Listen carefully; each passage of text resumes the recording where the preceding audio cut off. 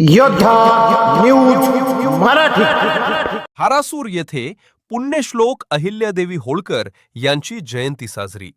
गंगाखेड प्रतिनिधी प्रवीण घागरे।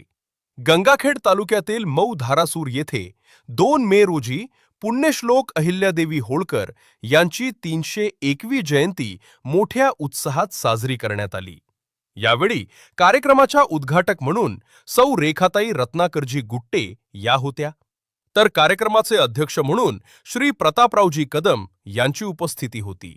प्रमुख उपस्थित म्हणून श्री सुरेशदादा बनगर, निवृत्तीदादा कदम, जिल्हा परिषद सदस्य प्रवीण खर्जे, पंचायत समिती सदस्य गजानन माने, नगरसेवक उद्धव शिंदे, धारासूर ग्रामपंचायतचे श्री सरपंच राजेभाऊ गवळे, उपसरपंच ॲडव्होकेट सौ हर्षलाताई कदम, सौ शिवकन्याताई शिंदे, हरिश्चंद्र कुंडगीर, लक्ष्मणराव कदम, सुधर्म जाधव, श्रीमती गवळणबाई ढेबरे, सौ पुष्पाताई नेमाने आदीची उपस्थिती होती।